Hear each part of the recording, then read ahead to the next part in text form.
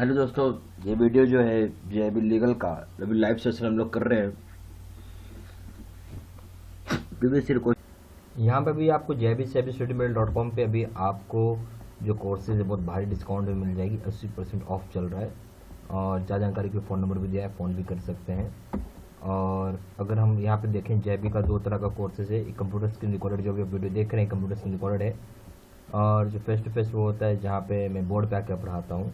वो कोर्स ज़्यादा अच्छी होती है, ज़्यादा पावरफुल होती है, ज़्यादा सेलिंग की होती है और ज़्यादा महंगी भी होती है। कंपेरिजन करें दोनों जगह वीडियो देखिए कोर्सेज, दोनों जगह कैसे स्टडी की वीडियो। यहाँ 6000 सेट क्वेश्चन बैंक है, 13500 क्वेश्चन बैंक है, 15 मॉक टेस्ट है, 30 मॉक टेस्ट है, रिविजन नोट यहाँ भी रिविजन नोट है। और सबसे इंपॉर्टेंट बात है वैलिडिटी को लेके, दोनों जगह वैलिडिटी लाइफ लॉन्ग है। पेपर 1 करें प्रिंसिपल्स करेंगे 400 रुपये 800 रुपये, अकाउंटिंग का 500 है 1000 है, लीगल का 400 है 800 है। तीनों पेपर करेंगे मिला के कॉमो पैक, यहाँ 1000 रुपये और यहाँ है 2000 रुपये। पहला सवाल, सेक्शन 49A जो होता है बैंकिंग रेगुलेशन एक्ट का वो प्रोविजन है, यानी section 49A of banking regulation act makes provisions for. Section 49A जो है बैंकिंग रेगुलेशन एक्ट का प्रोविजन बनाता है, उसमें पॉइंट दिया हुआ है।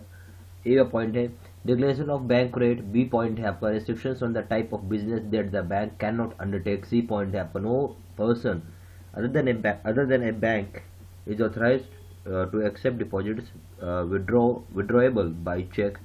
D point है आपका acceptance of deposits by banks। इसमें से सही ऑप्शंस बताने थे आपको, सही पॉइंट्स बताने थे। ए ऑप्शन है ए ओनली, बी ऑप्शन है A and C only, C option है सी ओनली, बी ऑप्शन है बी ओनली। सही ऑप्शन आ जाएगा सी ओनली। इसमें से सेक्शन 49A जो है बैंकिंग रेगुलेशन एक्ट का प्रोविजन जो है वो ये बोलता है कि बैंक को छोड़ के कोई दूसरा इंसान ऑथराइज्ड नहीं है एक्सेप्ट करने के लिए डिपॉजिट जो कि विड्रॉएबल होगा चेक के द्वारा। क्वेश्चन नंबर 2 है under prevention of money laundering act 2002 banks are required to maintain record of cash transactions of the value of. बोलते जो prevention of money laundering act 2002 तो बैंक को यहाँ पे जरूरी है कि मेंटेन करेगा कैश रिकॉर्ड ट्रांजेक्शन का जो वैल्यू होगा वो कितने रुपए का होगा। तो ये ऑप्शन है आपको ₹5000 ₹50,000 एंड अबव। बी ऑप्शन है ₹1 lakh and above. C option है ₹10 lakh and above. D option है ₹10 लाख। सही ऑप्शन आ जाएगा D ₹10 lakh and above. Question number 3 है banks can undertake permitted business activities under section 6 of 1 of banking regulation such as. A point है आपका buying और selling of bullion. B point आपका undertake and execute trust. C point है आपका under take the administration of states as executors trustee। D point आपको providing of safe deposit vaults। तो bank को यहाँ परमिट किया गया है बिजनेस करने के लिए under section 6 of 1 of banking regulation act, वो क्या है बताना होगा। तो यहाँ पे सही ऑप्शन आ जाएगा D A to D all. सारे ऑप्शन सही हैं, यानी बाई और सेल कर सकता है बुलियन। दूसरा काम क्या कर सकता है अंडरटेक और एग्जीक्यूट कर सकता है ट्रस्ट। तीसरा पॉइंट क्या है अंडरटेक कर सकता है जो एडमिनिस्ट्रेशन होता है स्टेट्स का, एग्जीक्यूटर्स का और ट्रस्टीज का। और डी पॉइंट क्या है पॉइंट आपका है कि प्रोवाइड कर सकता है सेफ डिपॉजिट वॉल्ट्स। इससे आर के चारों पॉइंट सही है। Question number 4 where the parties are yet to perform their mutual promises in respect of sale and purchase of goods it is called. बोलता है जहां पे पार्टीज को अभी परफॉर्म करना बाकी है म्यूचुअल प्रोमिसेस इस रिस्पेक्ट में जो सेल और परचेज होता है गुड्स का, उस चीज को हम क्या बोलेंगे। ए ऑप्शन है सेल, बी ऑप्शन है agreement to sale, C option है intention to sale, D option है कॉन्ट्रैक्ट ऑफ सेल। तो सही ऑप्शन आ जाएगा बी, वो हो जाएगा एग्रीमेंट टू सेल होगा। क्वेश्चन नंबर 5 है which of the following institute and constitution of the respective bank does not match. मतलब कौन सा इंस्टीट्यूट है और कॉन्स्टिट्यूशन है जो भी बैंक का मैच नहीं कर पाता रिस्पेक्टिव बैंक का। तो यहाँ पे आपको क्या है बैंक दिया हुआ है उसके साथ मतलब एक्ट डाला हुआ, तो आपको बताना है कि वो एक्ट सही है कि नहीं। कौन सा एक्ट सही नहीं है वो बता रहा हूं, मतलब 3 सही होंगे 1 गलत होगा। ये ऑप्शन है nationalised bank banking companies act 1969। B option है state bank of India SBI act 1955। C option है state bank associates bank state bank subsidiary bank act 1955। D point है आपका RRB। डी ऑप्शन आपका RRB एक्ट 1976। सही option आ जाएगा A nationalised bank banking companies act 1969। ये गलत option है। क्वेश्चन नंबर 6 है for the purpose of limitation act filing of suit include. जो पर्पस होता है लिमिटेशन एक्ट जहां पे आप सूट फाइल करते हैं वो इंक्लूड करता है। ए ऑप्शन है आपको a suit in court B option है आपको, appeal against the decree of a court C point option है आपको, एप्लीकेशन डी ऑप्शन है आपको, ऑल द अबव। सही ऑप्शन इसमें लिखा हुआ है a suit in the court. Question number 7 है, under provisions of prevention of money laundering act 2002 who appoints the director for tracking money laundering. बोलते जो प्रोविजन होता है prevention of money laundering act 2002, यहाँ पे कौन अपॉइंट करता है, डायरेक्टर, जिसकी मदद से आप ट्रैक कर सकते हैं मनी लॉन्ड्रिंग के लिए। ठीक है, ये ऑप्शन है reserve bank of India, B option है central bureau of investigation, C option है आपको सेंट्रल गवर्नमेंट, डी ऑप्शन है आपको स्टेट गवर्नमेंट कंसर्न। तो सही ऑप्शन आ जाएगा, हो जाएगा सी सेंट्रल गवर्नमेंट। ठीक है, क्वेश्चन नंबर 8 है, which of the following statements regarding RBI is not correct. RBI के संबंध में कौन सी बात सही नहीं है वो बताना होगा। ए ऑप्शन है RBI has the authority to issue licence to banks, B option है entire capital of RBI is held by central government and state governments, C option है central government appoints the governor of RBI, D point है आपको, D option है आपको central government can issue directions to RBI under RBI act. तो गलत statement है वो हो जाएगा B, entire capital of RBI is held by central government and state governments. Question number 9 है, central government has certain powers to regulate banks, which of the following is not such power. मतलब central government जो होता है उसका power होता है कि regulate करेगा बैंक को, यहाँ पे कौन सा फॉलोइंग चीज है जो उसके इस तरह के पावर में आता नहीं है। ए ऑप्शन है suspend operations of banking regulation act, B option है आपको notification of other forms of business which the bank may mandate under section 6 of banking regulation act, C option है आपको making of rules for various banking provisions under section 52 and 45Y of BR act, D option आपको suspension of business and amalgamation of banks। सही option आ जाएगा B, notification of other forms of business which the banks may undertake under section 6 of banking regulation act। Question number 10 है, which of the following statements are correct. इनमें से कौन सी statement सही है वो बताना होगा। ए ऑप्शन है central government can issue directions to RBI, B option आपको banking business of all types is regulated by RBI, C option है the primary regulator of bank is central government and RBI, D option है आपको if a banking licence is cancelled और appeal lies to RBI. सही option हो जाएगा A, central government can give direction to RBI. Question number 11 है, ए cooperative bank undertakes banking business as, बोलते cooperative bank होता है अंडरटेक करता है बैंकिंग बिजनेस को। ए ऑप्शन है primary cooperative bank, B option है central cooperative bank, C option है स्टेट कोऑपरेटिव बैंक। तो इसमें से बताना है कौन सा आपका ऑप्शन सही है। तो यहाँ हो जाएगा ए बी सी ऑल, मतलब जो कोऑपरेटिव बैंक होता है जो बैंकिंग बिजनेस अंडरटेक कर सकता है, प्राइमरी कोऑपरेटिव बैंक के रूप में भी कर सकता है, सेंट्रल कोऑपरेटिव बैंक के रूप में भी कर सकता है और स्टेट कोऑपरेटिव बैंक के रूप में भी कर सकता है। Question number 12, which of the following act has been enacted in India on account of initiative of UN Commission on International Trade Law। बोलता भारत में कौन सा एक्ट इनेक्ट किया गया है जो कि यूनाइटेड नेशन की कमीशन यानी यूएन कमीशन के इनिशिएटिव के द्वारा ऑन इंटरनेशनल ट्रेड लॉ के ऊपर। ए ऑप्शन है prevention of money laundering act, B option है information technology act, C option है right to information act, D option है नन ऑफ दिस। तो सही ऑप्शन आ जाएगा B, information technology act. Question number 13 है, if the limitation period is not prescribed in the limitation act for a transaction, the limitation period is, बोलता अगर limitation period जो है prescribe नहीं किया हुआ limitation act में जो transaction का होता है तो limitation period क्या रहेगी। ए ऑप्शन है 3 years, B option 12 years, C option है 30 years, डी ऑप्शन है at the discretion of the court। सही ऑप्शन ए, तो limitation period जो prescribe होता है किसी transaction के लिए होता है 3 साल। क्वेश्चन नंबर 14 है, in case of residents in India which of the following income is taxable। जो रेसिडेंट्स भारत के हैं वहाँ पे कौन सा इनकम यहाँ पे टैक्सेबल हो जाएगा। ए ऑप्शन है earned in India only, B option है earned while outside India only, C option earned outside India while in India only, D option all the above. तो सही ऑप्शन है D all the above. Question number 15 है, for raising capital banking company can pay. बोलता रहा capital को rise करने के लिए जो बैंकिंग कंपनी होती है वो पे कर सकती है। क्या पे करेगी भाई। ए ऑप्शन है कमीशन, बी ऑप्शन है brokerage, C option discount, D option remuneration. ठीक है, ऑप्शन नहीं है। बोलता है कि जब कैपिटल आप राइज करते हैं कहीं भी बैंकिंग कंपनी में तो बैंकिंग कंपनी पे करेगी क्या।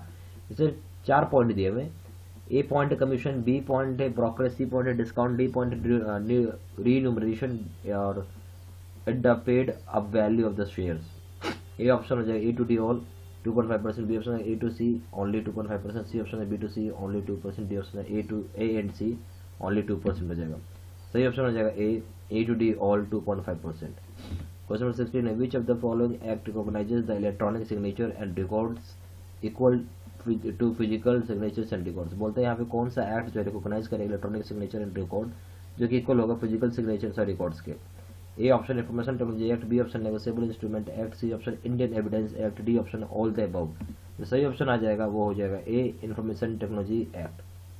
क्वेश्चन नंबर 17 है which of the following is not correct with regard to the board of directors of a bank. बोलते हैं इनमें से कौन सी बात सही नहीं है उस संबंध में बोर्ड ऑफ डायरेक्टर्स ऑफ जो बैंक होते हैं उनके बात में, उनके पक्ष में।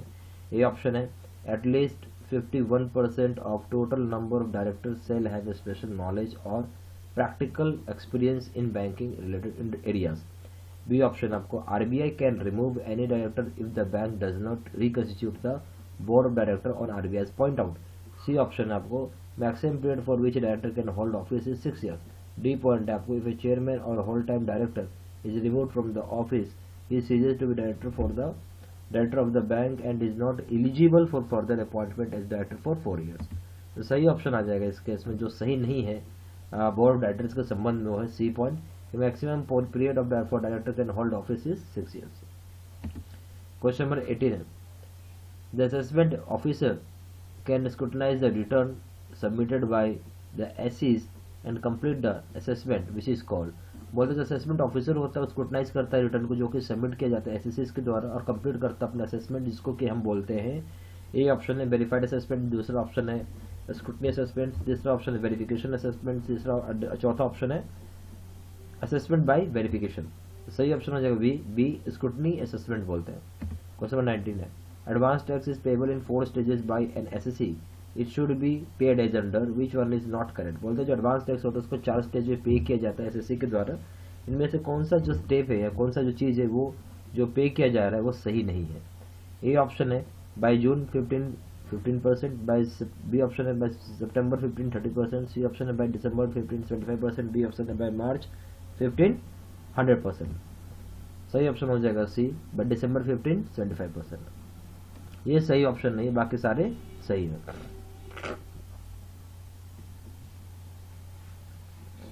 क्वेश्चन नंबर 20 है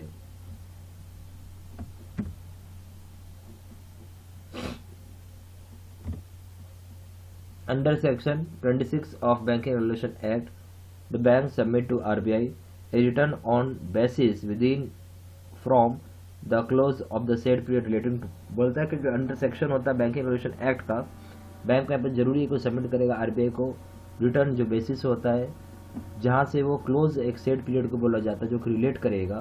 तो यहाँ पे ऑप्शन दिया हुआ ये ऑप्शन है half yearly 1 month inoperative deposits, B option आपको yearly 30 days unclaim deposit, C option है ईयरली 15 days इनऑपरेटिव डिपॉजिट्स, चौथा ऑप्शन है half yearly 30 days unclaim deposit. सही ऑप्शन आ जाएगा B yearly 30 days unclaim deposits. ठीक है। क्वेश्चन नंबर 21 है which of the following provisions do not match in the context of loans by the bank. बोलते हैं इनमें से कौन से प्रोविजन जो होता है मैच नहीं करता जो कंटेक्स्ट होता है लोन का बैंक के द्वारा। ए ऑप्शन है banks can not grant loans on the security of their own shares section 20 of BR act. B option है banks can not commit themselves for granting loans on behalf of the directors section 20 of BR act. Point option number 3 है for remitting a loan in the name of the director RBI permission is required। Section 20A of BR Act। D option हो जाएगा RBI can use selective credit control over the bank।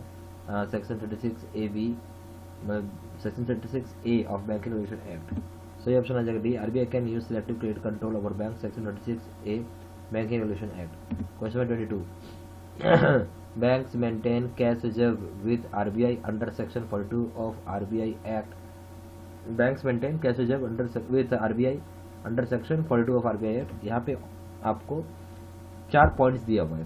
पहला point बोलता है which is called cash reserve ratio, B point which it is maintained at the minimum of 3% and maximum 20% of NDTLs, C point no interest paid by RBI on this amount, D point आपको it is maintained as a fortnightly average balance with RBI.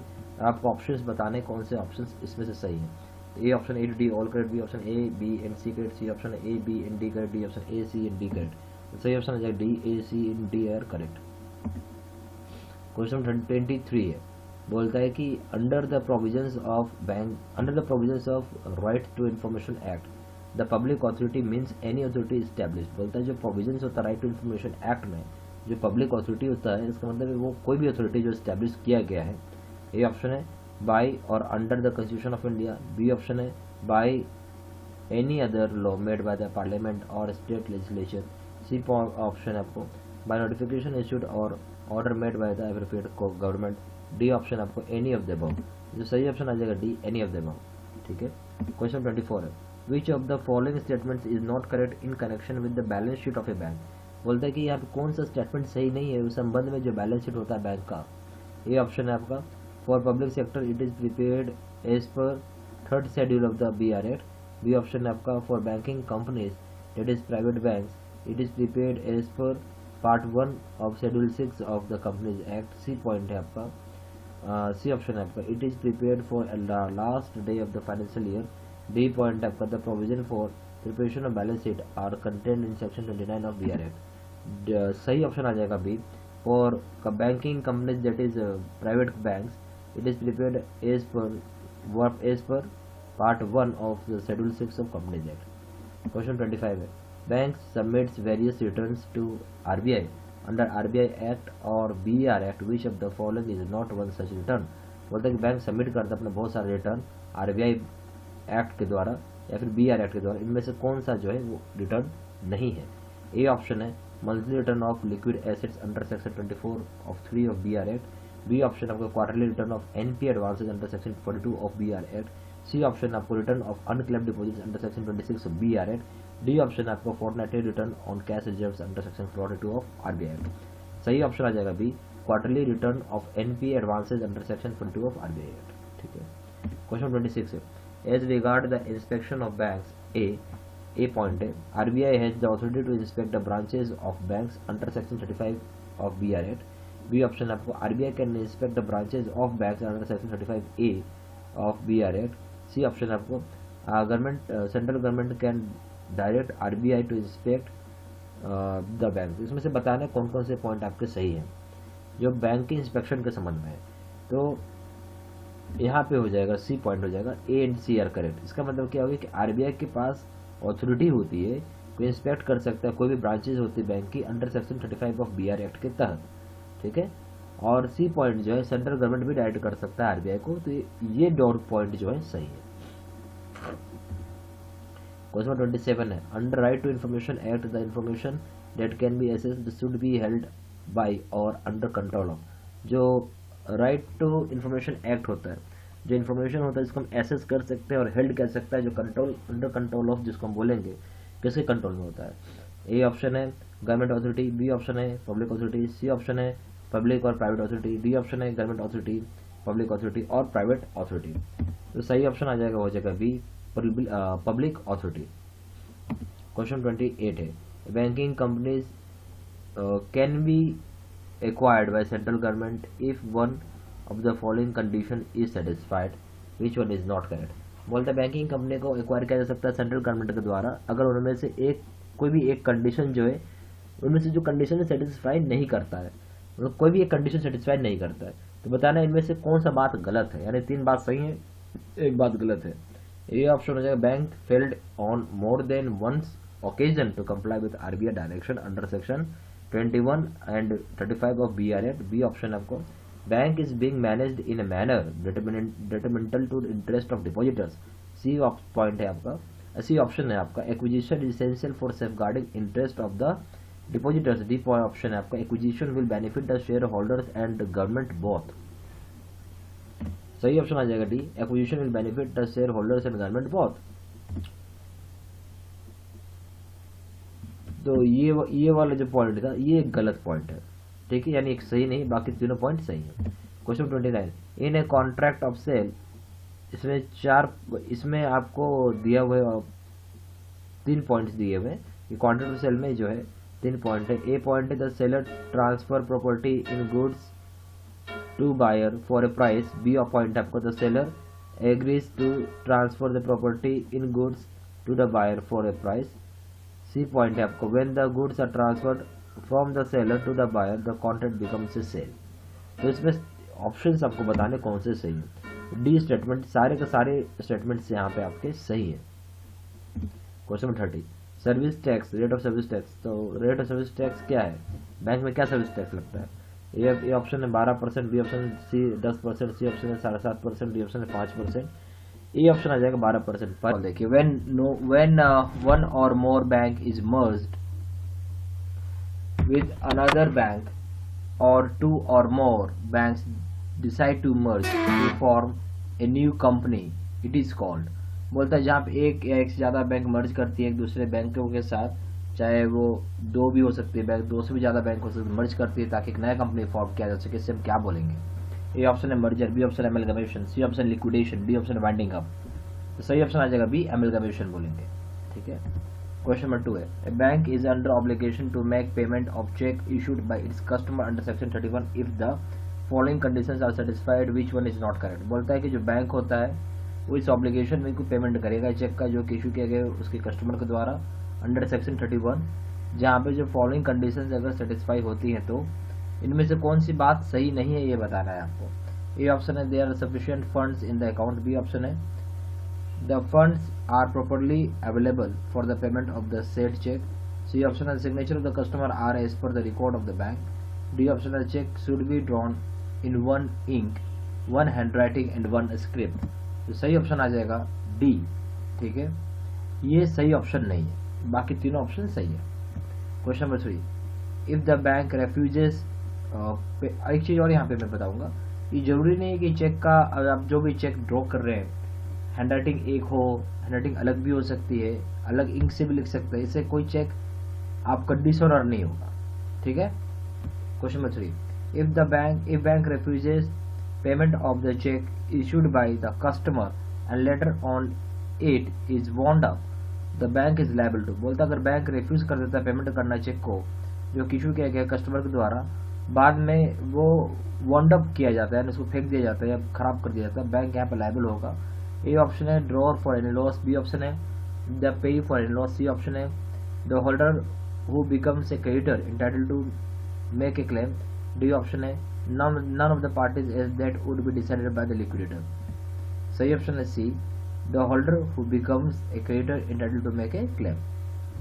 Question number 4, the offences that are compoundable under any law cannot be brought within the purview of which of the following। बोलता है जो offences का मतलब जो गुनाह, ठीक है, जो कि कंपाउंडेबल है यानी किसी कानून के दायरे में या किसी लॉ का मतलब कानून, ठीक है, जो भी गुनाह किया है, जो भी जुर्म किया है जिसको हम लोग ऑफेंसेस बोलते हैं वो कंपाउंडेबल हो सकता है कानून की नज़र में, यानी बढ़ सकता है जिसको कि आप किसकी अदालत के परव्यू में नहीं ला पाएंगे, यानी वो किसके जजमेंट के अंदर नहीं रहेगा। ए ऑप्शन लोक अदालत, बी ऑप्शन है डीआरटी, सी ऑप्शन है सिविल कोर्ट, डी ऑप्शन है हाई कोर्ट। सही ऑप्शन आ जाएगा ए, लोक अदालत के परव्यू में नहीं रहता है। Question number 5, the transfer property act contains provisions relating to transfer of.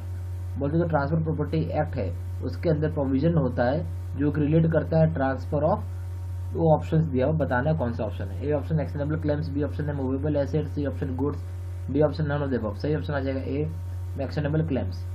Question number 6 है, for a bank to get protection against conversion of a cheque, A option है the collection should be for customer, B option है the collection should be of cross cheque crossed before falling into the hands of the collecting bank। C point है आपको the collection should be in good faith, D point आपको the collection should be without negligence। यहाँ पे आपको 4 points दिया हुआ, बताना था इनमें से कौन सी पॉइंट सही है। A पॉइंट हो जाएगा A to D should be fulfilled, B point आपको A to C should be fulfilled, C point A, C and D should be fulfilled, D point है आपको A, B and D should be fulfilled। सही option आ जाएगा C, A, C and D should be fulfilled। Question number 7 है, Which of the following is a correct statement। इनमें से कौन सा स्टेटमेंट सही स्टेटमेंट है ये आपको बताना होगा। ए ऑप्शन है protection available to a bank for conversion is as per section 10 of negotiable act, B option है protection against conversion of for demand draft is as per section 131 of NI act, C option है bank get protection for conversion as per section 131 in case of cheque and section 131 A for demand draft as per banking regulation act, D option आपको conversion means unauthorised interference in the property of third party. सही option आ जाएगा D. तो ये जो option है ये सही ऑप्शन है, that is conversion means unauthorised interference in property of third party. Question number 8, which of the following is the objective of foreign exchange management act FEMA 1999। इनमें से कौन सा जो ऑब्जेक्टिव है, क्या ऑब्जेक्टिव होगा foreign exchange management act FEMA का 1999 के हिसाब से? ए ऑप्शन है to conserve foreign exchange, B option है to manage foreign exchange, C option है to facilitate external trade and promote orderly development of forex exchange forex markets in India, D option है all the above. तो सही option आ जाएगा सी, कि जो FEMA का ऑब्जेक्टिव था यानी फॉरेन एक्सचेंज मैनेजमेंट एक्ट का जो ऑब्जेक्टिव था वो ये था कि फैसिलिटेट करना एक्सटर्नल ट्रेड को प्रमोट करना ऑर्डरली डेवलपमेंट फॉरेक्स मार्केट्स का भारत में। क्वेश्चन नंबर 9 है, which of the following is not correct in case of contract of indemnity और गारंटी। इनमें से कौन सी बात सही नहीं है अगर हम केस ले कॉन्ट्रैक्ट ऑफ इंडेमनिटी या फिर गारंटी की? ए ऑप्शन है in indemnity the loss is to be made good as soon as it occurs, B option है in case of guarantee securities liability is secondary and principal debtor liability is primary, C option है an indemnity is for reimbursement of loss, D option है आपको यहाँ पे a guarantee, D option है a guarantee is for bearing loss caused due to action of principal debtor on any other party। सही option है D, a guarantee is for bearing the loss caused due to action of the principal debtor or any other party, D option है। Question number 10 है, a bank guarantee has been issued by the bank in lieu of the customer being required to deposit cash security, such guarantee is called। बोलता है जो bank guarantee है जो issue किया जाता है बैंक के द्वारा, इसलिए में कस्टमर जहाँ पे उसको जरूरी होता है कि पैसा को डिपॉजिट करेगा कैश सिक्योरिटी के रूप में, इस तरह की गारंटी को हम क्या बोलेंगे? ए ऑप्शन है कैश गारंटी, बी ऑप्शन है फाइनेंशियल गारंटी, सी ऑप्शन है performance guarantee, D option deferred payment guarantee. सही ऑप्शन आ जाएगा B financial guarantee. Question number 11, the sale becomes absolute in case of mortgage by conditional sale when, बोलो sale absolute बन जाता है अगर हम जब उस केस में जहाँ मॉर्टगेज बाय कंडीशनल सेल में जहाँ पे ए ऑप्शन है borrower makes payment of the due amount, B option है borrower fails to make the payment of the due amount, C option है when the loan is restructured, D option है when limitation expires। जो सही option आ जाएगा वो हो जाएगा B borrower fails to make payment of the due amount। Question number 12 हो गया, in the context of letter of credit which among the following does not match। ये जो कंटेक्स्ट होता है लेटर ऑफ क्रेडिट का, इनमें से कौन सा चीज जो है मैच नहीं करता है? ए ऑप्शन है the party on whose request the LC is issued is called beneficiary, B option है the bank that makes the payment to the beneficiary against documents and claims payment from issuing bank is called negotiating bank, C option है आपको bank that as the final liability on the LC if documents are received in order issuing bank, D option है if a bank gives guarantee on LC for the payment to be made in case issuing bank fails to pay confirming bank. सही option आ जाएगा A the party on whose request the LC is issued is called beneficiary. Question number 13, under FEMA 1999 there is provision of appeal. बोलता है जो FEMA 1999 होता है वहाँ provision होता है अपील करने का, या जो पहला अपील होगा वो बनाया जाएगा या किया जाएगा। ए ऑप्शन है डायरेक्टर अपील्स, बी ऑप्शन है अपीलेट ट्रिब्यूनल, सी ऑप्शन है हाई कोर्ट, डी ऑप्शन है सुप्रीम कोर्ट। ए ऑप्शन आ जाएगा director appeals. Question 14, a bank issued an LC which is to expire on June 30 approx its expiry date falls on. बोलता है कि bank यहाँ पे issue किया लेटर ऑफ क्रेडिट जिसकी कि अंदाजा जो एक्सपायरी डेट है वो जून 30 है, यहाँ जो एक्सपायरी डेट फॉल कब करेगा? ए ऑप्शन है 10 जुलाई और 20 जून, बी ऑप्शन है plus or minus 5 calendar days, C option है plus or minus 10 calendar days, C और डी ऑप्शन है such LC is not valid. सही ऑप्शन आ जाएगा B plus or minus 5 calendar days. Question 15 है, A guarantee which is issued by a bank guaranteeing the timely payment of installment to the supplier by the applicant borrower for the machinery purchased on a long term credit from the supplier is called। बोलते जो guarantor होते हैं जहाँ पे आप issue किए हैं bank या गारंटिंग कर रहे हैं जो टाइमली पेमेंट किसी भी इंस्टॉलमेंट करना है सप्लायर का, तो जो भी एप्लीकेंट है बोरोवर है जहाँ मशीनरी जो परचेज किया जाएगा लॉन्ग टर्म क्रेडिट बेसिस पे सप्लायर के द्वारा, उसे हम क्या बोलेंगे? ए ऑप्शन है standby guarantee, B option है परफॉर्मेंस गारंटी, सी ऑप्शन है डेफर्ड गारंटी, डी ऑप्शन है स्टैच्यूटरी गारंटी। सही ऑप्शन आ जाएगा सी डेफर्ड पेमेंट गारंटी बोलेंगे। डेफर्ड पेमेंट गारंटी हम उसको बोलते हैं जहाँ पे कि जो जो भी मतलब बोरोवर है या बोल सकते हैं जो एक बायर है वो सामान खरीद रहा है, अब बहुत लंबे समय के लॉन्ग टर्म पीरियड के लिए वो फाइनेंस करवाता है भाई उसको क्वार्ट मतलब मान लीजिए हर साल वो पेमेंट कर रहा है। खास करके जो बहुत महंगा महंगा मशीन से होता है उसको मंगाया जाता है, तो यहाँ पे क्या होता है कि वो ईयरली पेमेंट कर पाता है क्योंकि उसके जितने पैसे उन्हें होते नहीं कि उतना पैसा पे कर पाएगा। तो यहाँ पे बैंक इस तरह की गारंटी देती है कि भाई अगर सेलर अगर बायर नहीं पे कर पाया तो मैं पे, बायर या कस्टमर नहीं पे कर पाया तो मैं यानी बैंक पे कर देगी। इसी को हम लोग बोलते हैं deferred payment guarantee. Question number 16 है which of the following does not which of the following parties in A bill of exchange do not match. बोलते कौन सा फॉलोइंग पार्टीज जो होता है जहाँ पे बिल ऑफ एक्सचेंज जो होता है मैच नहीं करेगा। ए ऑप्शन है the maker the debtor who is to make the payment. B option है the drawer who makes the bill of exchange and orders the drawee to make payment. C option है the payee the person who is to obtain payment as per order of the drawer. D option है आपका drawee the debtor liable on the bill to pay. A option इसका सही हो जाएगा maker the debtor who is to make the payment. A option क्या है the maker the debtor who is to make the payment. Question 17 है a person residing India. बोलता है वैसा आदमी जो भारत का नागरिक है। ए ऑप्शन है कैन ऑन फॉरेन करेंसी और immovable property if it was held when he was resident outside India. B option है can transfer foreign currency immovable property if it was held when he was resident outside India. C option है can invest in foreign currency immovable property if it was held when he was resident outside India. D option all the above. तो सही option आ जाएगा हो जाएगा D all the above. Question 18 है which of the following statement is not correct in the context of sale of goods. इनमें से कौन सा स्टेटमेंट सही नहीं है अगर हम सेल ऑफ गुड्स के संबंध में बात करेंगे। ए ऑप्शन है contract of sale can be absolute. B option है contract of sale can be conditional. C option है in absolute contract there is no conditions to be fulfilled by the seller और buyer. D option है in a conditional contract the goods are transferred later but the sale takes place beforehand. सही option आ जाएगा वो है B a contract of sale can be conditional. Question 19 which of the following documents is a document of title of goods. इसमें बोलता कौन सा document जो है document of title of goods है। ए ऑप्शन है bill of landing. B option है warehouse receipt. C option है डिलीवरी ऑर्डर। डी ऑप्शन है एयरवे बिल। सही ऑप्शन आ जाएगा A to D all. B option आ जाएगा A to C only. C option आ जाएगा A C and D only. D option आ जाएगा B C and D only. तो सही ऑप्शन आ जाएगा वो हो जाएगा बी यानी ए टू सी ओनली। ठीक है। क्वेश्चन 20 है 20 का इसमें 4 पॉइंट्स दिया आपको बताना कौन कौन से पॉइंट सही है। ए पॉइंट है mortgage deed does not require to be witness और रजिस्टर्ड। बी ऑप्शन है आपको बी पॉइंट है आपको debenture provide voting rights to the holders of the debentures. C point आपका assignee of the policy assignee of the life policy can sue his own name. D option है D point है आपको borrowers can pledge documents of the title of goods. इसमें से बताना कौन से point सही है। तो सही ऑप्शन आएगा यहाँ पे वो हो जाएगा सी यानी ए सी और डी सही ऑप्शन है। ठीक है। इसके अंदर क्या है मॉर्टगेज डीड कोई जरूरी नहीं है कि उसके लिए विटनेस चाहिए।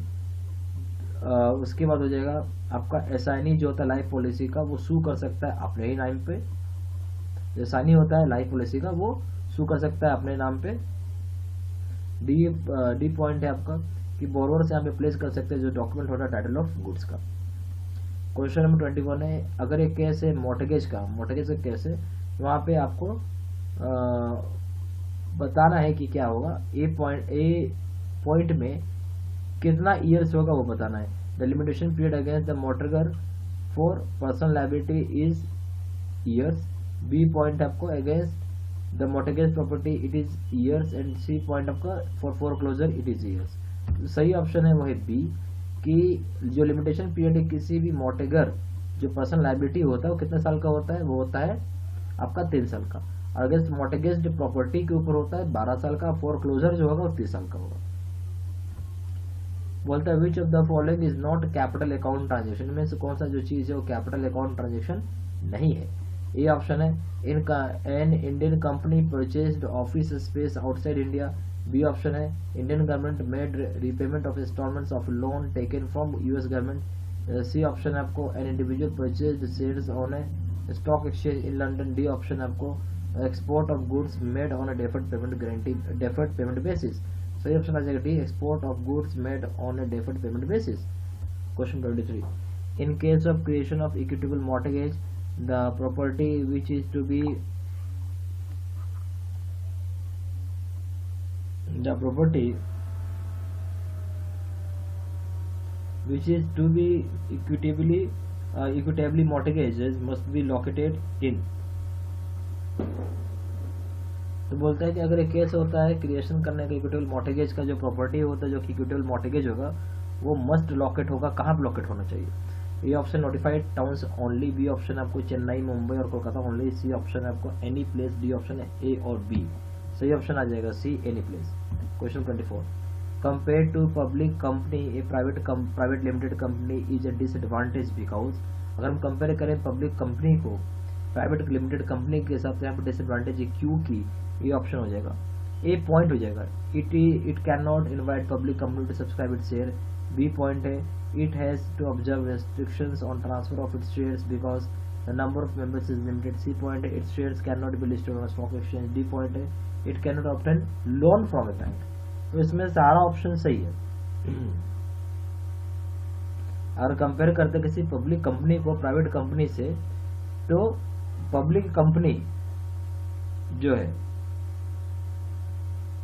प्राइवेट कंपनी जो है वो डिसएडवांटेज पे रहता है, ठीक है। और डिसएडवांटेज कहाँ का रहता है, वो यहाँ पे जो हो जाएगा आपको ए बी सी, यानी बोलता है कि वो इनवाइट नहीं कर सकता सब्सक्राइबर को के शेयर्स के लिए, ये सही बात है। और दूसरा पॉइंट क्या है, बी पॉइंट है कि यहाँ पर रेस्ट्रिक्शंस रहेगा ट्रांसफर ऑफ शेयर्स पे, क्योंकि नंबर ऑफ मेंबर्स जो होते हैं लिमिटेड होते हैं। सी पॉइंट जो बोलते हैं इसको स्टॉक एक्सचेंज ऑफ लिस्टेड नहीं कर सकते। ये 3 तरह के रेस्ट्रिक्शंस होते हैं प्राइवेट लिमिटेड कंपनी में, पर प्राइवेट लिमिटेड कंपनी लोन बिल्कुल ले सकती है बैंक से, ठीक है। इसलिए बी ऑप्शन सही है, A B C are correct. Question number 25 में आइए, बोलता है under RTI act 2005 the information can be accessed under control of a public authority. For this purpose the public authority means any authority establishes. बोलता है जो RTI act 2005 के तहत है, जहाँ पे कि इन्फॉर्मेशन जो होता है आप एसेस कर सकते हैं, जो अंडर कंट्रोल होता है पब्लिक अथॉरिटी का। इस पर्पज के लिए जो पब्लिक अथॉरिटी होती है वो कोई भी अथॉरिटी होती है जो कि स्टैब्लिश कर सकती है। ए पॉइंट है आपका, ए ऑप्शन आपको बाय और under the Constitution. B option आपको by any other law made by the Parliament of India or by state legislature. C point आपका बाय एनी नोटिफिकेशन इशूड और order made by the appropriate government. D option आपको all the above, सही option आ जाएगा D, all the above. Question number 26 है, SARFAESI act 2002 is applicable to housing finance companies whose names are notified by. बोलते SARFAESI act होता है 2002 का, वो एप्लीकेबल होता है हाउसिंग फाइनेंस कंपनीज के ऊपर जिनका नाम नोटिफाई किया जाता है। ए ऑप्शन है किसके द्वारा, A option Reserve Bank, B option National Housing Bank, C option है central bank, D option state government concern. सही ऑप्शन आ जाएगा सी, सेंट्रल गवर्नमेंट। क्वेश्चन 27 है, एन अनरजिस्टर्ड पार्टनरशिप फर्म, वो जो अनरजिस्टर्ड पार्टनरशिप फर्म है उसमें पॉइंट दिया हुआ है, ठीक है। ए पॉइंट है can file suit for enforcement of contracts entered into by it with third parties. B point है आपको can not suit file on its own partner. D point आप, सी पॉइंट आपको other partners can not file suit on unregistered firm. यहाँ जो option से आ जाएगा, क्या option से होगा वो आपको बताना।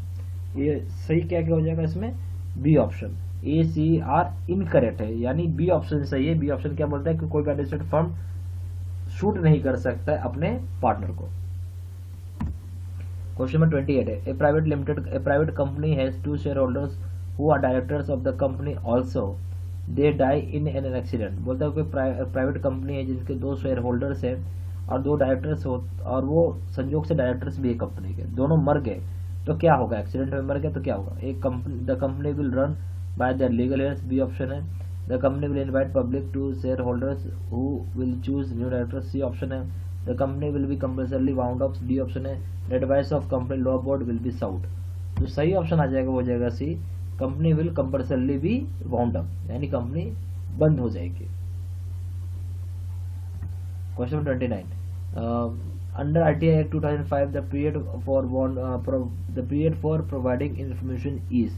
बोलते जो RTI एक्ट होता है 2005 का, जो पीरियड होता है जहाँ पे आप इन्फॉर्मेशन प्रोवाइड करते हैं वो क्या होता है। ए ऑप्शन है 5 डेज, बी ऑप्शन है 1 week, C option 21 days, D option है 30 डेज। सही ऑप्शन आ जाएगा डी, 30 डेज। क्वेश्चन 30 है, इसमें आपको 4 पॉइंट्स बताए हुए, कौन से पॉइंट्स है वो बताना है। तो यहाँ ए पॉइंट है certificate of incorporation is birth certificate of a company. B point आपको certificate of incorporation is conclusive evidence of company of creation of company. C point आपका on the basis of creation on the basis of certificate of incorporation bank or can open account without any other introduction. D point है आपका certificate of commencement is required both by the public and private companies.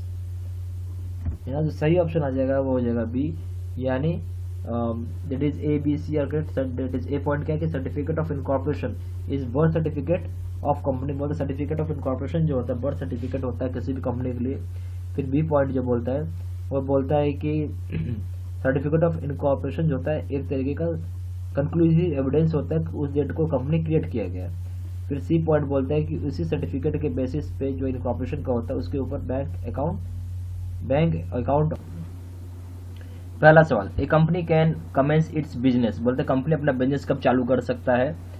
A point है, इसमें 4 point दिया हुआ है, sorry 3 point दिया हुआ, बताना कौन कौन से पॉइंट सही है। ए पॉइंट है without obtaining certificate of commencement of business if it is private company. B point है without obtaining certificate of commencement of business if it is a company without any share capital. C point है आपका after obtaining certificate of commencement of business under section 125 if it is public company. Which of this is correct. तो इसमें जो सही option आ जाएगा वो हो जाएगा बी। ए एंड बी सिर्फ सही है, यानी बोलता है कि बिना सर्टिफिकेट, ए ऑप्शन क्या है बोलता है बिना सर्टिफिकेट के आप विदाउट, ए ऑप्शन क्या है without commencement of without obtaining certificate of commencement of business if it is A private company. बोला अगर प्राइवेट कंपनी है तो बिना सर्टिफिकेट लिए हुए सर्टिफिकेट ऑफ इनकॉर्पोरेशन का आप स्टार्ट नहीं कर सकते बिजनेस। फिर जो है बी पॉइंट जो है without obtaining certificate of commencement of business if it is a company without any share capital. अगर कोई कंपनी है जहाँ विदाउट एनी शेयर कैपिटल है तो यहाँ पे भी आपको सर्टिफिकेट लेना जरूरी है, उसके बिना आप स्टार्ट नहीं कर सकते हैं। क्वेश्चन नंबर 2 है which of the following statements are not true. मतलब इनमें से कौन से स्टेटमेंट सही नहीं है ये बताना है। ठीक है, ए ऑप्शन है a partnership firm can be registered under section 58 of Indian Partnership Act. B option आपको a company is a legal person created through incorporation. C option है आपको certificate of commencement of business is conclusive evidence of existence of a company. D option आपको where 2 or more persons agree to share profit from business it is called a partnership. सही option आ जाएगा वो हो जाएगा सी, यानी C option गलत है। इसमें ये बताया हुआ कि certificate of commencement of business is conclusive evidence of existence of a company. तो जो certificate of commencement of business जो होता है वही एक सिर्फ सबूत होता है कि कंपनी एग्जिस्ट करता है, तो ये गलत ऑप्शन है। Question number 3 the lease for a purpose other than for agricultural and manufacturing purposes is deemed to be. बोलता है जो हम यहाँ पे लीज लेते हैं, जो भी लीज होता है जहाँ पे हमारा पर्पस होता है कि एग्रीकल्चर कोई भी चीज आप जमीन लीज लेते हैं ना, lease for a purpose other than agriculture and manufacturing purposes is deemed to be a lease from and it can be terminated by giving a notice. बोलते हैं जो लीज होता है जहाँ पे पर्पस होता है कि वो एग्रीकल्चर या मैन्युफैक्चरिंग पर्पस के लिए कोई छोड़ के दिया जाता है। ठीक है, कि छोड़ के दिया मैंने एग्रीकल्चर मैन्युफैक्चरिंग पर्पस को छोड़ के दिया जाता है, उसको टर्मिनेट किया जा सकता है नोटिस देख के। तो क्या कितने समय का नोटिस होगा। ए ऑप्शन है ईयर टू ईयर 2 मंथ्स, फिर year to year, B option है 2 ईयर 3 मंथ्स, फिर month to month 30 days, D option है मंथ टू मंथ 15 डेज। सही ऑप्शन है D month to month 15 days, यानी मंथ टू मंथ बेसिस आप यहाँ पे रख सकते हैं, टर्मिनेट कर सकते हैं और 15 दिन का आपको नोटिस देना होता है। Question number 4 where a company creates a charge on its assets and fails to get the charge particular field and registered. बोलता है कोई कंपनी जो कि क्रिएट करता है चार्ज अपने एसेट पे और वो फेल कर जाता है चार्ज करवाना जो पार्टिकुलर फील्ड पे या फिर जो रजिस्टर्ड है, ठीक है, पार्टिकुलर फील्ड पे और उसको रजिस्टर्ड करना पड़ता है। तो ए ऑप्शन क्या है, यहाँ पे आपको ऑप्शन नहीं 4 पॉइंट बताया हुआ है, इसमें बताना है कि कौन सा पॉइंट सही है। ये पॉइंट है any person interested in the charge can file and get it registered. B point है आपको if charge is not filed and registered the creditor becomes unsecured creditor in the event of liquidation of the company. C point है if the charge remains unregistered the loan becomes due immediately. D point है आपका it is responsibility of the company to file the charge within the given time period. तो इसमें सही option आ जाएगा वो आपका ए हो जाएगा, E to D all are correct, सारे ऑप्शन सही हैं। Question number 5 SARFAESI act 2002 is applicable. बोलता है सरफासी एक्ट 2002 कहाँ एप्लीकेबल होगा, तो इसमें आपको पॉइंट्स दिया हुआ है, ठीक है, आपको बताने कौन कौन से पॉइंट इसमें सही हैं। एक्चुअली इसमें 2 ही पॉइंट दिया हुआ है और इसमें सी डी पॉइंट मिसिंग है, इसलिए हम इस क्वेश्चन को छोड़ देंगे।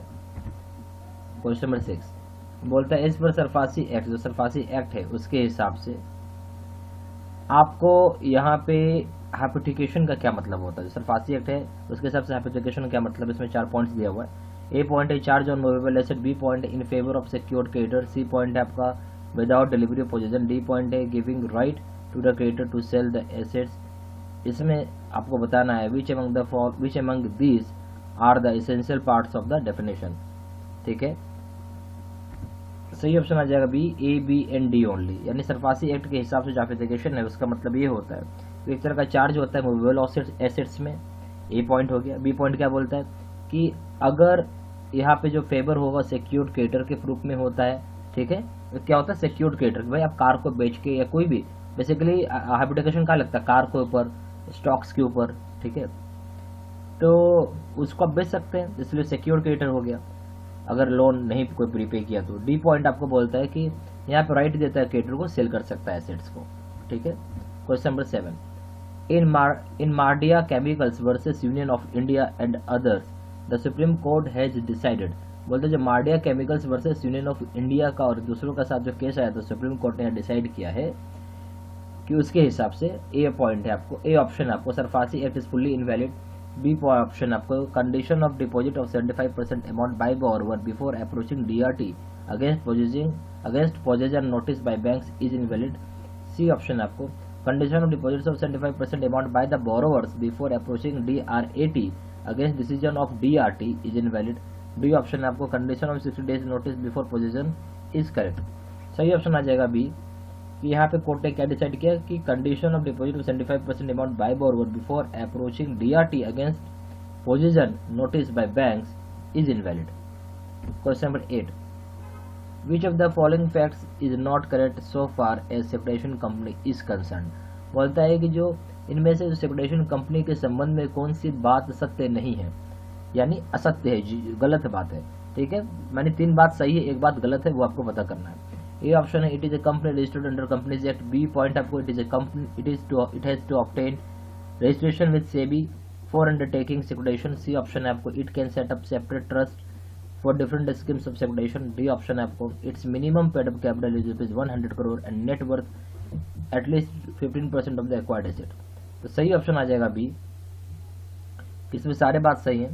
बी ऑप्शन जो बोलता है कि यहाँ पे आपको इस तरह की कंपनी को रजिस्ट्रेशन लेना पड़ता है सेबी के यहाँ सिक्योरिटाइजेशन करने से पहले, ये बात गलत है।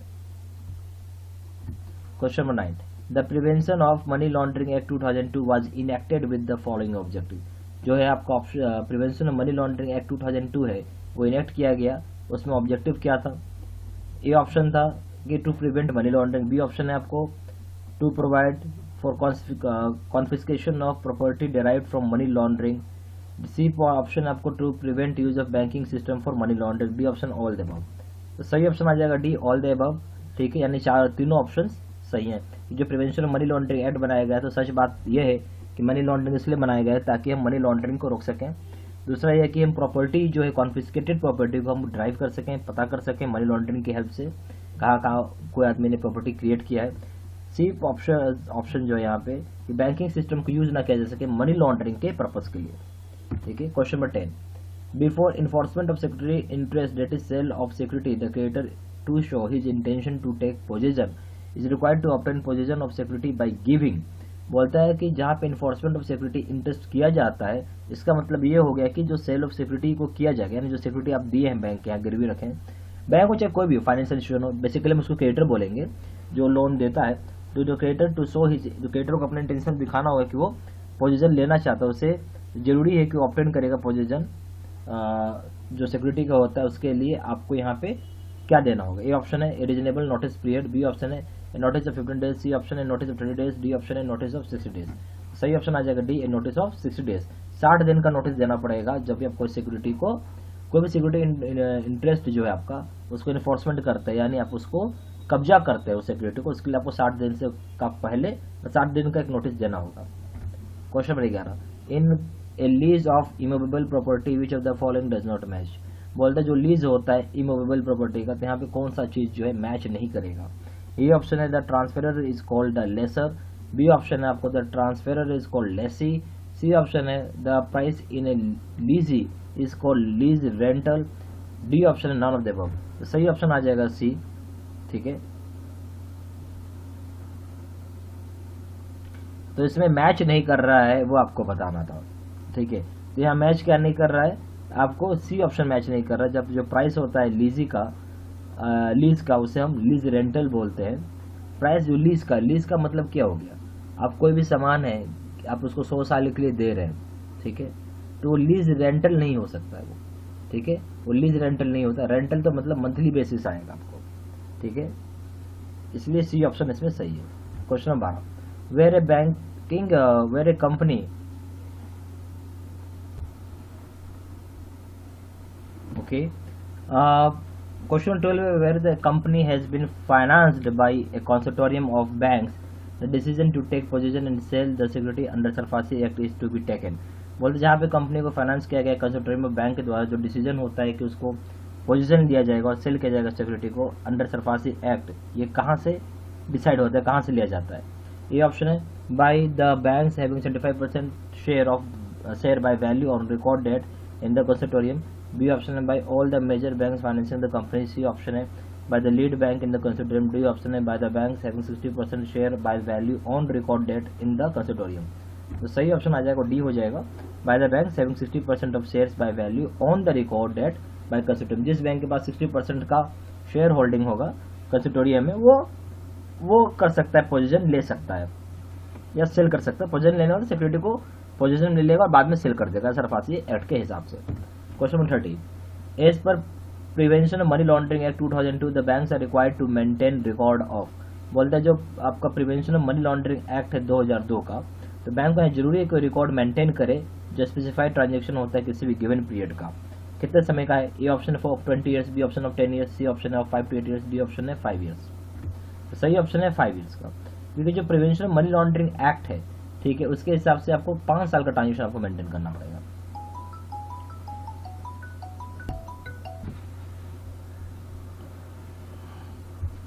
Okay, as per prevention of money laundering act 2000, ये तो हो गया, हमने देख लिया। ठीक है, okay, question number 14, under provisions of SARFAESI act which of the following transaction do not require registration with central registry. जो प्रोविजन होता है सरफासी एक्ट का, तो उसके अंदर जो फॉलोइंग ट्रांजेक्शन है उसको किस तरीके से रजिस्ट्रेशन करना पड़ता है, उसको मतलब रजिस्ट्रेशन जहाँ रजिस्ट्रेशन नहीं करना पड़ता हो सेंट्रल रजिस्ट्री के साथ। बोलता है कि जो प्रोविजन होता है सरफासी एक्ट का, उसमें कौन सा ऐसा ट्रांजेक्शन जिसको जरूरी नहीं है कि आप रजिस्ट्रेशन करें सरफासी सेंट्रल रजिस्ट्री में। सेंट्रल रजिस्ट्री क्या होता है, सेंट्रल रजिस्ट्री डेटाबेस होता है जहाँ पे हम लोग सब बनाते हैं। सेंट्रल रजिस्ट्री को हम लोग सरसाई भी बोलते हैं, क्या बोलते हैं, सरसाई। ठीक है, तो बेसिकली वहाँ पे रिकॉर्ड रहता है। तो ए ऑप्शन है क्या चीज के लिए, कहाँ पे जरूरी नहीं रजिस्ट्रेशन करना सेंट्रल रजिस्ट्री के साथ, वो पूछ रहा है। ए ऑप्शन है सिक्योरिटाइजेशन, B option reconstruction, C option है creation of security interest, D option none of the above. तो सही ऑप्शन है D, none of the above. सभी जगह चाहे सिक्योरिटाइजेशन हो, रिकंस्ट्रक्शन हो या क्रिएशन ऑफ सिक्योरिटी इंटरेस्ट, आपको सरसाई में या फिर सेंट्रल रजिस्ट्री में रजिस्टर करना ही पड़ेगा। Question number 15, a customer field A complaint with the bank with the ombudsman which was rejected, the remedy is available to the customer। बोलते जो कस्टमर ने कंप्लेंट फाइल किया है ओम्बड्समैन के साथ, तो यहाँ पे बोलता है कि उसका ओम्बड्समैन के साथ रिजेक्ट हो गया। कस्टमर का कंप्लेंट फाइल किया और ओम्बड्समैन ने उसका रिजेक्ट कर दिया, तो इसका सॉल्यूशन अब क्या होगा कस्टमर के पास। ये ऑप्शन है the grounds of rejection can not be appealed against by the customer, B option है customer can only file a suit in the court of law, C option है customer can request for review, D option है grounds of the rejected can be appealed against within 30 days। सही option D. तो अगर banking person भी अगर आपको reject कर देता है, आपको 30 दिन का समय मिलेगा, उसको फर्दर आप अपील कर सकते हैं। ठीक है, तो जो ग्राउंड हो गया यही ऑप्शन डी हो जाएगा, grounds of rejection can be appealed against with in 30 days. Question number 16 है registration of A partnership firm under provisions of Indian Partnership act 1982 can be. बहुत रजिस्ट्रेशन होता है पार्टनरशिप फर्म का अंडर प्रोविजन जो होता है इंडियन पार्टनरशिप एक्ट 1982 का, वो क्या हो सकता है। ए ऑप्शन है with the registrar of firms of the area in which the business of the firm is conducted, B option है with the registrar of firms of the area in which the registered office of the firm is located, C option है with the registrar of companies of the areas in which the business of the firm is conducted, D option है with the register of the companies of the area in which registered office of the firm is located. सही option है ए। तो जो registration होता है partnership firm का, जहाँ provision है इंडियन पार्टनरशिप एक्ट 1992 के हिसाब से, वो क्या है, ए ऑप्शन आ जाएगा with the register of firms of the area in which business of the firm is conducted. Question number 17 है रिकवरी ऑफ डेब्ट due to banks and financial institution act 1993 section 2 of G provides definition of डेब्ट which include which is not correct. बोलते हैं जो recovery of डेब्ट होता है जहाँ पे कि वो ड्यू होता है बैंक और फाइनेंशियल इंस्टीट्यूशन एक्ट 1993 के तहत, जो कि सेक्शन 2G ऑफ प्रोवाइड करता है डेफिनेशन ऑफ डेब्ट के तहत, जहाँ पे वो इंक्लूड करता है बातें। तो यहाँ पे कौन सी बात सही नहीं है या गलत है वो बताना है। A option any liability inclusive of interest which is secured, B option है any interest conclusive of interest which is not secured, C option है any liability payable under a decree और order of a civil court, D option any liability recoverable by the bank from its employ who committed a fraud. सही option आ जाएगा D any liability recoverable by the bank from its employ who committed a fraud. Question number 18 Banks are required to maintain records under Prevention of Money Laundering Act 2002 which should contain the following which is not correct। बोलता है कि bank को जरूरी है कि वो यहाँ पे मेंटेन करे रिकॉर्ड जो prevention of money laundering act 2002 का, यहाँ पे जरूरी है कि वो कंटेन करेगा इन्फॉर्मेशन। तो इसमें से कौन सी बात सही नहीं है वो बताना होगा। ए ऑप्शन है nature of the transaction, B option amount of the transaction and the currency, C option है date on which transacted and the parties to be to the transaction, D option है none of the above. सही option हो जाएगा D none of the above, यानी कोई बात सही नहीं है। मतलब इसमें तीनों बात सही है, तीनों बात सही है, इसमें कोई बात गलत नहीं है। ठीक है, क्योंकि भाई बैंक को जरूरी है कि मेंटेन करे रिकॉर्ड जो प्रिवेंशन मनी लॉन्ड्रिंग एक्ट है, ताकि जान सके क्या नेचर ऑफ ट्रांजेक्शन, जो ए पॉइंट हो गया, बी पॉइंट है कितना अमाउंट का ट्रांजेक्शन कर रहे हो, कौन सी करेंसी में कर रहे हैं, सी पॉइंट हो गया डेट किस डेट का ट्रांजेक्टेड है और कौन सा पार्टीज यहाँ पे ट्रांजेक्शन में इन्वॉल्व है, ये सब जानना जरूरी है बैंक के लिए। क्वेश्चन नंबर 19 में आइए, बोलते हैं under provision of transfer property act, जो प्रोविजन है ट्रांसफर प्रॉपर्टी एक्ट में, जो सब्जेक्ट होता है एग्रीमेंट का between parties a property can B solve without intervention of court if it is located at. बोलते जो प्रोविजन होता है ट्रांसफर प्रॉपर्टी एक्ट में, जहाँ पे कि एग्रीमेंट किया हुआ रहता है दो पार्टी के बीच में, तो प्रॉपर्टी को हम बेच सकते हैं बिना कोर्ट की हस्तक्षेप के बिना, हस्तक्षेप मतलब इंटरवेंशन के बिना, हस्तक्षेप के बिना, इंटरवेंशन के बिना। तो ये कहाँ पे ऐसा लोकेटेड होता है? ए ऑप्शन है एनी प्लेस, बी ऑप्शन है Chennai, Mumbai, Kolkata only, C option है towns notified by state government only, D option है बी और सी। सही ऑप्शन आ जाएगा डी, बी और सी, यानी चेन्नई में हो सकता है, मुंबई में हो सकता है, कोलकाता में हो सकता है, और सी ऑप्शन हो जाएगा आपको कोई भी टाउन जो कि स्टेट गवर्नमेंट के द्वारा नोटिफाई किया हुआ है। क्वेश्चन 20 बोलते हैं suit been filed by bank B in DRT located at place Z. Now the bank wants to transfer this case to another DRT located at place Y. Who can permit this transfer? बोलते हैं कि एक suit है जो कि file किया गया bank B के द्वारा DRT में, जो कि लोकेट करता है प्लेस Z में। अब बैंक यहाँ पे चाह रही है कि इस केस को ट्रांसफर करे DRT जो प्लेस लोकेट किया हुआ Y में, यहाँ पे कौन परमिट करेगा ट्रांसफर को? ए ऑप्शन है हाई कोर्ट, बी ऑप्शन है president of DRT with consent of president of the other DRT, C option है chairman of DRAT having jurisdiction over both DRT, D option है chairman of DRT respective of jurisdiction over both DRT। सही option आ जाएगा C, जो chairman होता है DRT को, उसके पास जुरिसडिक्शन होता है, उसके पास पावर होता है कि अब DRT अगर उसी दोनों मतलब जो दो DRT है, जो भी दो DRT है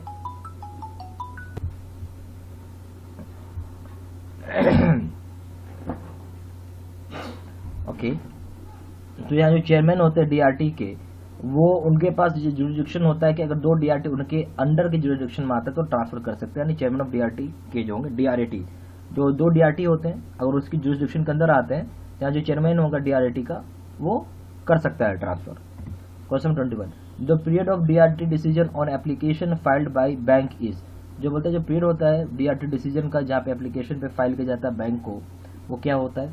A option it must be decided within 90 days from the date of first hearing, B option है DRT to make effort to dispose of the application within maximum of 180 days from the date of receipt of application, C option है it is binding on DRT to decide the matter within 180 days from the date of its receipt, D option है DRT is not bound to avoid by any time limit. तो सही option आ जाएगा B, DRT to make effort to dispose of the application within maximum of 180 days from the date of receipt of application. जिस समय DRT को एक application आता है उस दिन से उसको एक्सेसिव दिन के भीतर भीतर उस केस को रफा दफा कर देना है, यानी सुलझा देना है 6 महीने के भीतर भीतर। Question number 22, if any false information is provided to registrar of firms in connection with registration of a firm, the penalty is। बोलता है कोई गलत इन्फॉर्मेशन प्रोवाइड किया जाता है रजिस्ट्रार ऑफ फर्म के पास इस संबंध में जहाँ पर रजिस्ट्रेशन कर रहे हैं किसी फर्म को, तो यहाँ पेनाल्टी लग सकता है। ये ऑप्शन है इम्प्रिजनमेंट अप टू 1 मंथ और फाइन और both. B option imprisonment up to 2 months और फाइन और both. C option imprisonment up to 3 months और फाइन और both. D option imprisonment up to 6 months और फाइन और बोथ। सही ऑप्शन आ जाएगा C imprisonment up to 3 months और फाइन और बोथ। यानी आपको जेल जाना पड़ सकता है 3 महीने तक के लिए, या फाइन हो सकता है, दोनों बातें हो सकती है। Question 23, any person aggrieved by the order of recovery officer may appeal to within days from. बोलता है कोई पर्सन है जिसको कि एग्रीव्ड यानी जो उसको डिसीजन आया है रिकवरी ऑफिसर का वो उससे संतुष्ट नहीं है तो अपील कर सकता है कितने दिन के भीतर भीतर। ये ऑप्शन है president of DRT 30 days receipt of copy of order of RO, ठीक है, RO मतलब रिकवरी ऑफिसर हो गया। बी ऑप्शन है president of DRT 45 days date of order of RO। C option आपको president of DRT 30 days date of RO। D option है president of DRT 15 days receipt of copy of order of RO। सही option आ जाएगा A president of DRT 30 days receipt of copy of order of RO। Question number 24, for the purpose of application of bankers book evidence act the bankers book include. बोलते जहाँ purpose होता है कि application of bankers book evidence act की हम बात कर रहे हैं तो बैंकर बुक इंक्लूड करेगा। क्या इंक्लूड करेगा भाई, तो वो आपको यहाँ पे 4 पॉइंट दिया। ए पॉइंट है records kept at backup. B point है आपको records available as disaster recovery. C point है आपको records on microfilm. D option records in physical form. तो इसमें आपको बताना कौन सा ऑप्शन सही है। सही ऑप्शन आ जाएगा D A to D all. यहाँ जो bankers book of evidence act होता है तो रिकॉर्ड जो होता है वो बैकअप के रूप में रखता है, ए ऑप्शन हो गया। रिकॉर्ड अवेलेबल होता है डिजास्टर रिकवरी के लिए, बी ऑप्शन हो गया। और रिकॉर्ड आप माइक्रोफिल्म में स्टोर होता है, सी ऑप्शन हो गया। रिकॉर्ड का हार्ड कॉपी यानी फिजिकल फॉर्म में रखा जाता है, जो डी ऑप्शन हो गया। Question 26, when a suit is filed by bank in DRT under RDDB act after the receipt of the cash from the applicant the court issues summons to the borrower within days asking as to why the relief should not be given to the bank. बोलता है जहाँ पे suit जो आप file करते हैं bank के द्वारा DRT में अंडर RDDB एक्ट के तहत, ये जो रिसिप्ट होता है कैश का कोई एप्लीकेशन के द्वारा, जो कोर्ट होगा वो इशू करेगा समन्स बोरोवर के लिए विद इन कितने डेज के लिए किया जाता है, जहाँ पे आस्क किया जाता है कि वो उसे क्यों रिलीफ दिया जाए जो कि बैंक के लिए रहता है, ठीक है, क्योंकि उसे रिलीफ क्यों ना दिया जाए बैंक के लिए, यानी बैंक को रिलीफ क्यों ना दिया जाए। ए ऑप्शन है 45 days, B option 30 days, C option 21 days, D option है 40 डेज। सही ऑप्शन आ जाएगा B 30 days. Question 27, under scale of goods act which of the following is not correct. बोलते जो स्केल होता है गुड्स एक्ट के तहत, जो अंडर द स्केल बोलते जो स्केल होता है goods act, scale of goods act के तहत, यहाँ पे कौन सा बात सही नहीं है वो बताना होगा। ए ऑप्शन है goods include share stocks but not actionable claims. B option है in an agreement to sell the ownership is yet to transfer the to the buyer। C option, in case of sale the risk in goods is with the seller and in case of agreement to sell it is with the buyer। D option है contract of sale of goods is a bilateral contract। सही option आ जाएगा C, in case of sale the risk in goods is with the seller and in case of agreement to sell it is with the buyer। Question 28, banks allowed a cash credit advance to a party which is guaranteed by G। Such guarantee of series of transaction is called. बोलते हैं bank ने B को allow किया है cash credit का advance के लिए किसी पार्टी के लिए जो कि गारंटीड किया गया है बी के द्वारा, जी के द्वारा। तो यहाँ बोलते हैं इस तरह की गारंटी जो सीरीज ऑफ गारंटी मतलब एक साथ कई series of guarantee of transaction को हम क्या बोलेंगे। ए ऑप्शन है unlimited liability guarantee, B option है deferred payment guarantee, C option है continuing guarantee, D option performance guarantee.